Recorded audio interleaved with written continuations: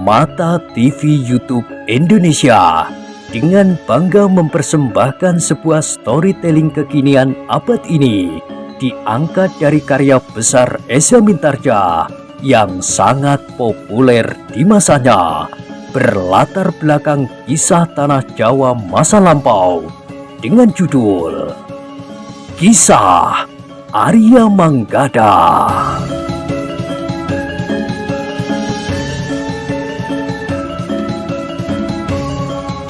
Pada kesempatan yang sangat baik ini, kita masuk pada episode yang ke-55. Selamat menikmati.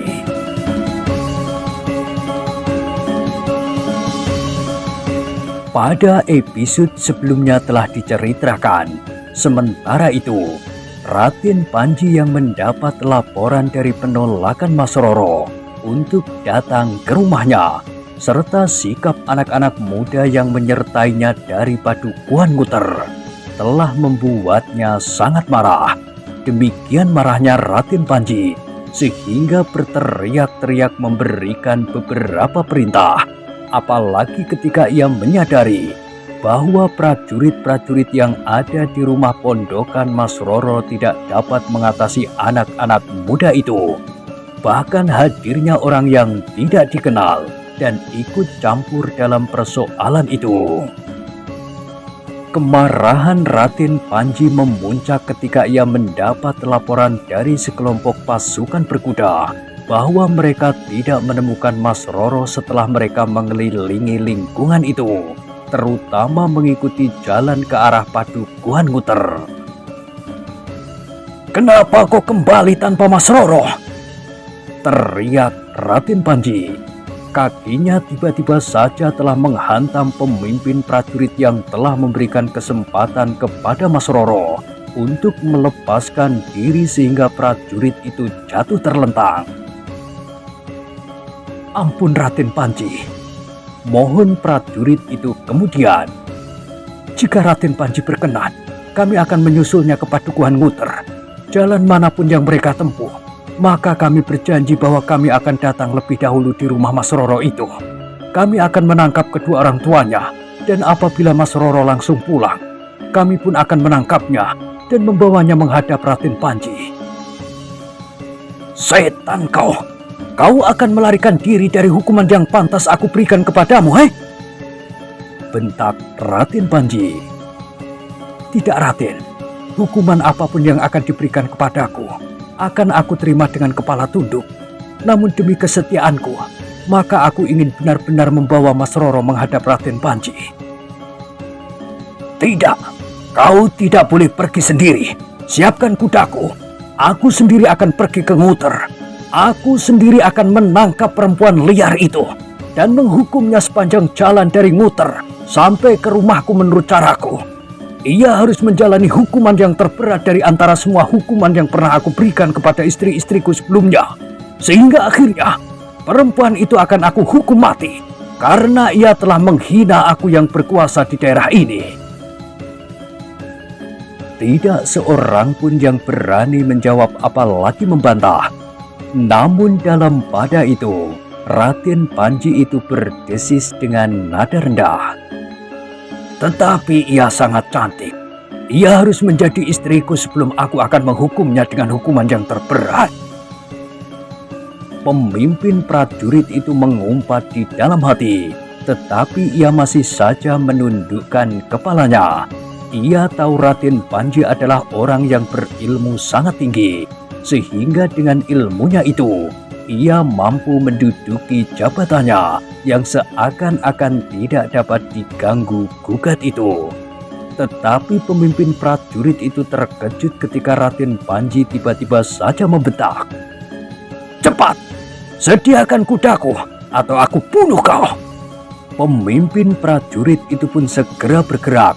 Ia dengan tergesa-gesa telah pergi ke belakang untuk mencari orang yang terbiasa memelihara kuda yang paling baik milik Raden Panji itu.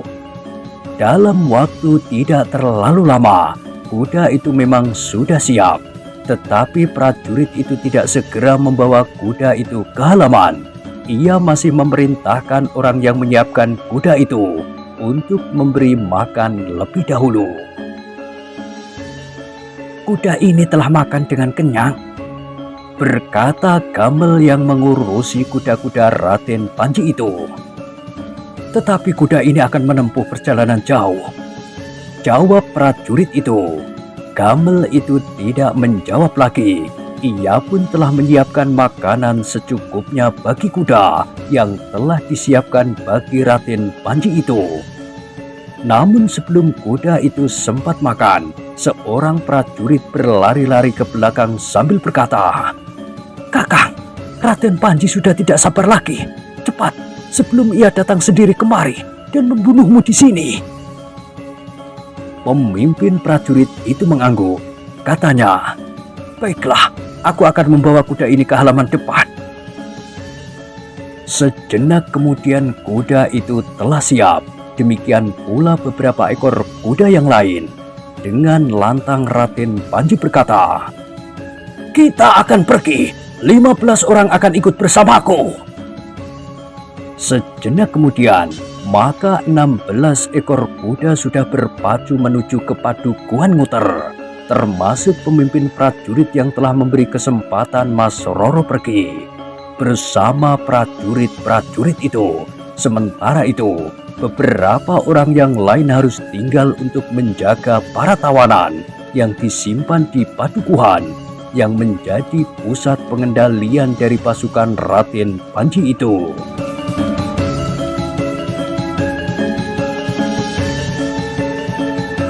Ternyata Raden Panji dan prajurit-prajuritnya berpacu lebih cepat dari pedati yang ditumpangi Mas Roro. Meskipun jarak pada saat Raden Panji berangkat dengan pedati Mas Roro cukup jauh, tetapi kuda Raden Panji berpacu seperti angin. Prajurit yang pernah merasa diselamatkan kedudukannya oleh anak-anak muda yang menyertai Mas Roro itu memang menjadi berdebar-debar. Ia telah berusaha menghambat keberangkatan Raden Panji dengan menghambat kesiagaan kudanya, tetapi ternyata itu tidak berpengaruh banyak. Kuda Raden Panji yang berpacu di depan memang seperti seekor kuda yang ketakutan karena dikejar hantu. Tanpa menghiraukan bahaya yang dapat terjadi di perjalanan, Raden Panji berpacu dengan cepatnya. Di jalan yang agak ramai, Raden Panji memang sedikit mengurangi kecepatannya, tetapi laju kudanya masih tetap jauh lebih cepat dari laju pedati yang ditunggangi oleh Mas Roro. Hanya karena kesempatan yang telah didapatkannya dengan berlari lebih dahulu sajalah, maka pedati itu tidak segera dapat disusul. Wirantono rasa-rasanya ingin terbang saja melintasi jarak yang tersisa. Ia pun sudah membayangkan bahwa di belakangnya sekelompok prajurit di bawah pimpinan Raden Panji sendiri tengah memburunya, seperti dikatakan oleh prajurit yang melepaskannya untuk meneruskan perjalanan itu, bahwa Raden Panji adalah seorang pendendam.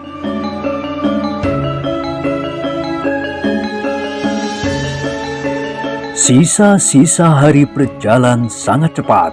Justru perjalanan merekalah yang terasa maju sangat lambat. Ketika matahari terbenam, Mas Roro masih belum sampai ke rumahnya. Namun akhirnya, iring-iringan kecil itu telah mendekati Padukuhan Nguter. Padukuhan yang nampaknya sudah menjadi sepi. Pintu-pintu sudah ditutup setelah lampu dan oncor mulai dipasang di regol-regol halaman. Nguter agaknya memang sudah lelap.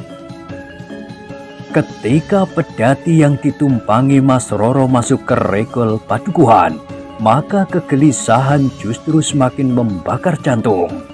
Rasa-rasanya kudanya sudah tidak mau berlari lagi. Nampaknya kuda-kuda itu telah menjadi sangat letih. Dalam pada itu, Jarak antara pedati yang membawa Mas Roro dengan iring-iringan orang berkuda yang dipimpin langsung oleh Raden Panji itu menjadi semakin pendek. Meskipun jarak yang ditempuh cukup panjang, tetapi Raden Panji tidak terlalu banyak beristirahat. Kecepatan lari kudanya pun berlipat dengan kecepatan lari kuda pedati Mas Roro. Wirantono memang menjadi sangat gelisah. Ia harus segera sampai ke rumah, memaksa ayah dan ibunya berkemas, dan dengan cepat pergi mengungsi.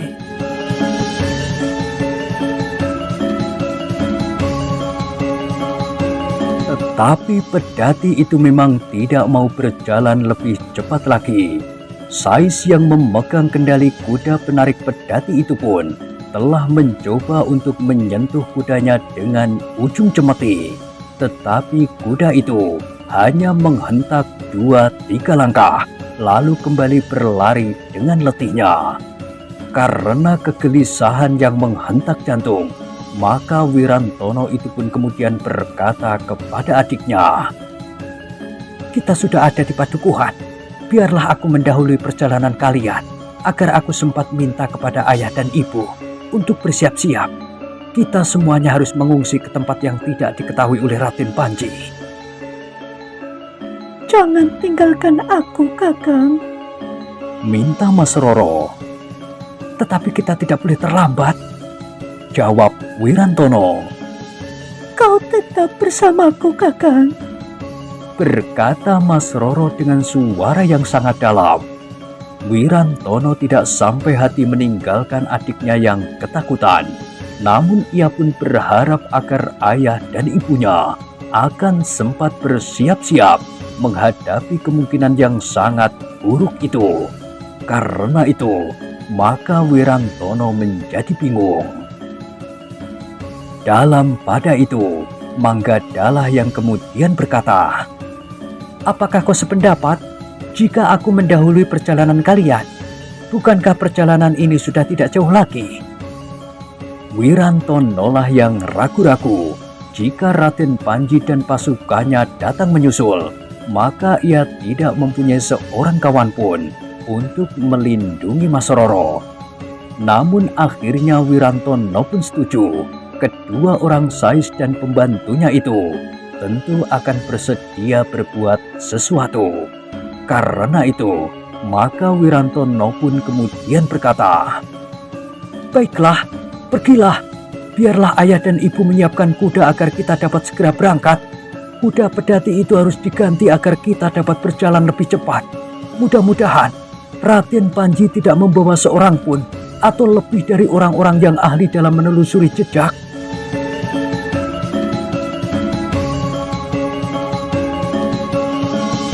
Manggada dan Laksono pun tidak membuang waktu lagi.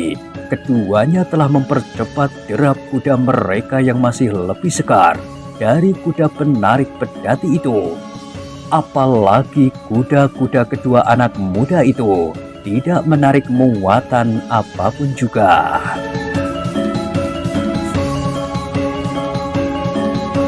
Demikianlah, kedua ekor kuda itu pun segera berpacu. Mereka sudah mengenal dengan baik jalan menuju ke rumah Ki Partijo Wirosentono. Karena itu, maka kedua anak muda itu dengan cepat telah mendekati regol rumah Ki Partijo Wirosentono. Dengan tergesa-gesa, keduanya langsung memasuki regol halaman yang ternyata masih terbuka. Namun kedua orang anak muda itu terkejut sekali. Demikian mereka memasuki regol, maka beberapa orang yang sudah berada di halaman segera bergeser ke pintu. Tanpa menutup pintu regol, orang-orang itu telah merundukkan ujung tombak pendek mereka. Manggada dan Laksono segera meloncat turun dari kudanya. Demikian mereka sempat memperhatikan orang-orang yang berdiri di pintu. Maka keduanya berdesis, "Prajurit, iya, kita terjebak," berkata Manggada. "Untung Mas Roro tidak bersama kita. Tetapi bagaimana kita sempat memberitahukan kepadanya?" desis Laksono. Keduanya pun tidak segera mendapatkan jalan yang dapat mereka tempuh untuk menyelamatkan Mas Roro. Sementara itu, beberapa orang prajurit telah mengepung mereka. Sekilas Manggada dan Laksono sempat menghitung 8 orang. Manggada dan Laksono pun segera berdiri saling membelakangi. Dengan serta-merta, mereka telah mencabut pedang-pedang mereka dan siap menghadapi segala kemungkinan. Meskipun bagi mereka, 8 orang itu tentu terlalu banyak.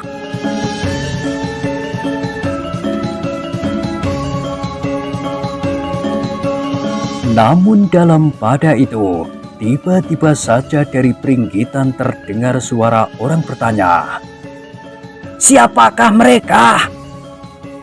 Salah seorang prajurit menjawab, "Kami tidak tahu." Kedua-duanya langsung menyerbu masuk dan tiba-tiba saja telah mencabut pedang. Beberapa orang telah melintasi pendopo dan kemudian turun ke halaman. Sementara itu, beberapa buah obor menerangi halaman rumah itu. Seorang di antara mereka yang turun dari pendopo itu adalah Ki Partijo Wirosentono. Ia berlari-lari mendekati Manggada dan Laksono sambil berkata, "Ger, kaukah itu?" "Ya," jawab Manggada. "Kami datang tergesa-gesa Ki Partijo, tetapi kami terlambat. Para prajurit ini telah berada di sini." "Prajurit yang mana? Apakah Angger tahu dari mana datangnya para prajurit ini?" bertanya Ki Partijo. "Bukankah mereka prajurit Raden Panji?" bertanya Laksono. "Raden Panji Prang Pranoto maksud Angger?" bertanya Ki Partijo pula.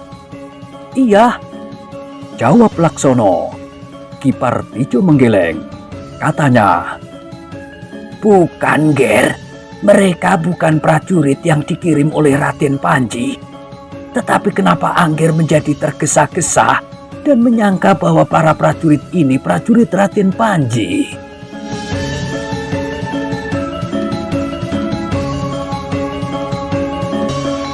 Manggada dan Laksono termangu-mangu sejenak. Namun kemudian Manggada berkata, "Ada sesuatu yang penting yang harus aku sampaikan kepada Ki Partijo Wirosentono. Tetapi prajurit-prajurit ini datang dari mana dan untuk apa?" "Marilah, silahkan duduk," berkata Ki Partijo Wirosentono. "Tetapi kenapa Angger tiba-tiba saja telah menarik pedang? Apa yang sebenarnya terjadi?" "Ki Partijo," berkata Manggada yang menjadi sangat tegang, "Mas Roro berada di perjalanan. Beberapa saat lagi, ia akan sampai ke halaman rumah ini. Kami minta Ki Partijo dengan cepat bersiap-siap. Kita harus mengungsi." "Kenapa kita harus mengungsi? Apa yang telah terjadi?" bertanya Ki Partijo tegang. "Mas Roro melarikan diri dari tangan Raden Panji yang nampaknya ingin melanggar paugeran. Raden Panji menghendaki Mas Roro sebelum hari pernikahan dilangsungkan. Sedangkan Mas Roro berpegang teguh pada batas-batas ketentuan hubungan antara laki-laki dan perempuan menurut paugeran." Jawab Manggada. "Bagaimana hal itu bisa terjadi, Ger?" bertanya Ki Partijo. "Wirantono tidak sampai hati melihat kesulitan Mas Roro. Kami telah menembus para penjaga dan melarikan diri. Kami tahu bahwa saat ini Raden Panji dengan pasukannya sedang mengejar kami menuju kemari. Karena itu, Wirantono minta agar Ki Partijo Wirosentono bersiap untuk mengungsi. Jika tidak, maka kedatangan Raden Panji akan merupakan malapetaka bagi kita semuanya," berkata Manggada kemudian. Ki Partijo Wirosentono memang menjadi bingung. Di luar sadarnya, ia memandang orang-orang yang turun bersamanya dari peringgitan itu.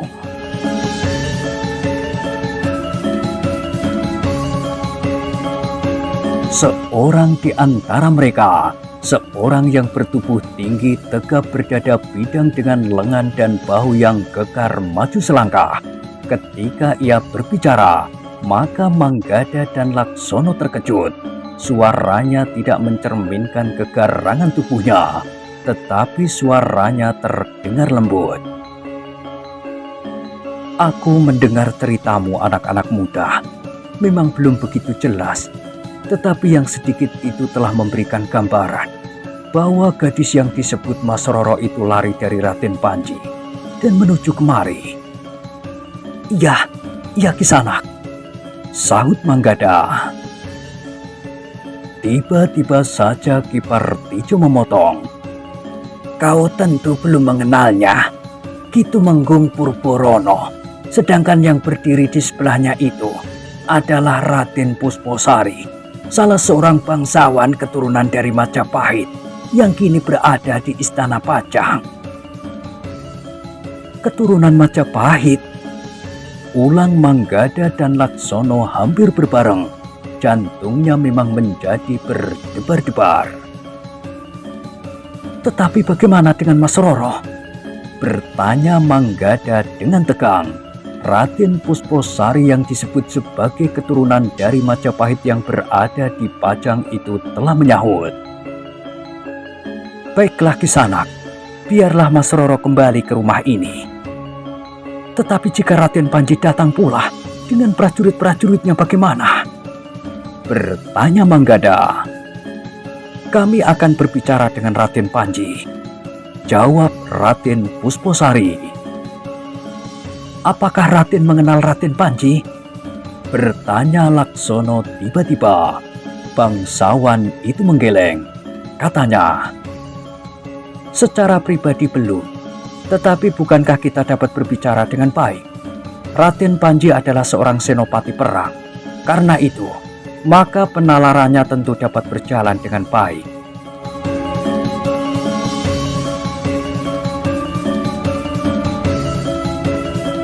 Manggada dan Laksono termangu-mangu sejenak, sementara Ki Partijo Wirosentono yang juga menjadi cemas bertanya, apakah Raden dapat melindungi Mas Roro? Raden Pusposari tersenyum, katanya, kita akan berbicara baik-baik Ki Partijo. Bukankah nalar budi yang ada pada kita dapat kita pergunakan untuk memecahkan persoalan-persoalan? Jika kita bersikap baik dan berbicara dengan baik, aku kira tidak akan ada persoalan yang tidak akan dapat kita selesaikan. Tetapi Raden Panji mempunyai sikap yang sangat keras menghadapi orang-orang yang dianggap berani menentang perintahnya, berkata Laksono dengan nada cemas. Ia seorang senopati yang mendapat tugas untuk menenangkan satu daerah yang bergejolak, sahut Ki Tumenggung Purborono. Dengan demikian, maka memang perlu sikap yang keras dan tegas. Tetapi juga kepada orang-orang yang tidak bersalah seperti Mas Roro, desis Laksono. Tenanglah anak muda, berkata Ki Tumenggung sambil tersenyum. Manggada dan Laksono tidak sempat berbicara panjang. Mereka telah mendengar gemeretak kereta kuda serta derap kaki kuda yang mengikutinya. Mereka datang, berkata Manggada. Sebenarnya lah, sejenak kemudian sebuah pedati yang ditarik kuda telah memasuki halaman rumah Ki Partijo. Di dalamnya terdapat Wirantono yang terkejut sekali melihat beberapa prajurit telah berada di halaman rumah itu. Terdengar pekik kecil Mas Roro yang ketakutan. Dengan sigap Wirantono meloncat turun. Ia melihat Manggada dan Laksono memegang pedang di tangannya, sehingga dengan serta-merta ia pun telah menarik pedangnya pula. Suasana memang menjadi tegang. Manggada dan Laksono yang semula mulai menundukkan pedangnya, tiba-tiba pedang itu telah terangkat kembali. Terdengar Manggada berdesis, apakah kami tidak berada dalam jebakan Raden Panji? Kami bukan sekelompok prajurit di bawah pimpinan Raden Panji, berkata Kitumenggung Purborono. Wirantono masih bingung, namun Ki Partijo kemudian telah berlari-lari mendapatkan Mas Roro yang gemetar. Ayah, Mas Roro yang kemudian turun dari pedati itu langsung memeluk ayahnya. Marilah, kita mendapatkan ibumu, berkata ayahnya. siapakah mereka ayah? Apakah mereka utusan Raden Panji? Bertanya Mas Roro. Bukan, Ger, jawab Ki Partijo. Tetapi siapa? Desak Wirantono. Nanti aku ceritakan. Sekarang marilah, masuklah, ajak Ki Partijo. Tetapi Wirantono berkata, ayah, kita harus menyelamatkan diri dari tangan Raden Panji. Setidak-tidaknya, kita harus menyelamatkan Mas Roro. Biarlah aku di sini, menghambat Raden Panji yang tentu akan mengejar kami. Sudahlah anak muda, berkata Raden Pusposari. Tenanglah, kita masing-masing membawa cerita yang panjang yang tidak sempat kita ceritakan sekarang. Tetapi sebaiknya kita tidak usah gelisah. Biarlah nanti kita bersama-sama berbicara dengan baik-baik jika Raden Panji datang. Betapapun keras hatinya, jika kita bersikap baik dan lunak, maka aku kira hatinya akan menjadi lunak pula. Tetapi Raden Panji adalah seorang yang keras hati, berkata Wirantono. Kedua orang anak muda yang datang lebih dahulu itu pun telah mengatakannya, jawab Raden Pusposari.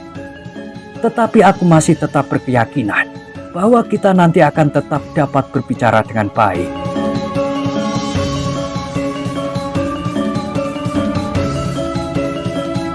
Wirantono termangu-mangu, tetapi seperti juga Manggada dan Laksono, masih ada kecurigaan yang memancar di sorot mata mereka. Namun dalam pada itu, Ki Partijo telah membimbing Mas Roro naik ke pendopo, kemudian masuk ke ruang dalam. Demikian Mas Roro bertemu dengan ibunya, maka tangisnya bagaikan meledak. Bahkan ibunya yang ingin menenangkan hati gadis itu, ternyata telah ikut menangis pula. Sudahlah, berkata Ki Partijo. Duduklah dengan tenang. Mudah-mudahan persoalannya akan segera dapat diselesaikan dengan baik. Demikian Mas Roro dan ibunya duduk di ruang dalam, maka Ki Partijo Wirosentono telah kembali ke halaman. Meskipun Kitumenggung Purborono dan Raden Pusposari nampak tenang, tetapi terasa ketegangan telah mencekam halaman rumah itu. Beberapa orang prajurit yang bersenjata tombak dan pedang berdiri tegak tanpa mengetahui persoalan yang sedang berkembang. Namun ketika mereka melihat Kitumenggung Purborono dan Raden Pusposari masih belum menunjukkan kegelisahannya, para prajurit itu pun masih berusaha untuk tetap tenang. Dalam pada itu, maka Raden Panji yang marah berderap bersama para prajuritnya menyusul Mas Roro, hampir tanpa mengucapkan sepatah kata pun di sepanjang perjalanan, selain perintah-perintah dan umpatan-umpatan kasar.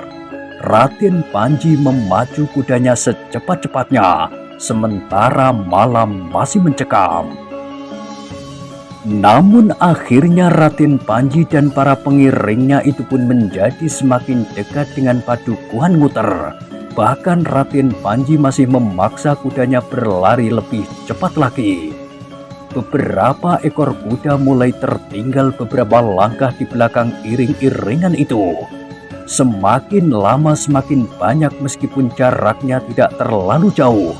Sementara itu, kuda Raden Panji yang tegar itu masih berdiri dengan kecepatan yang sangat tinggi, tanpa menghiraukan kemungkinan buruk yang dapat terjadi jika kuda itu terperosok kakinya ke dalam lubang di sepanjang jalan itu.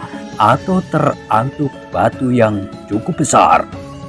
Darah Raden Panji justru terasa mendidih ketika ia memasuki pintu gerbang Padukuhan Nguter. Rasa-rasanya ia ingin meloncat menerkam dan mencekik Mas Roro yang telah berani menolak kemauannya. Bahkan kemudian telah melarikan diri dari tangannya. Satu hal yang belum pernah terjadi pada istri-istrinya yang terdahulu. Bahkan tidak seorang pun yang berani menentang kemauannya. Dalam pada itu, orang-orang yang ada di halaman rumah Ki Partijo pun segera mendengar derap kaki kuda yang semakin lama semakin dekat. Ki Tumenggung Purborana pun segera memerintahkan prajurit-prajuritnya untuk bergeser dan menempatkan diri di tempat yang tidak menarik perhatian.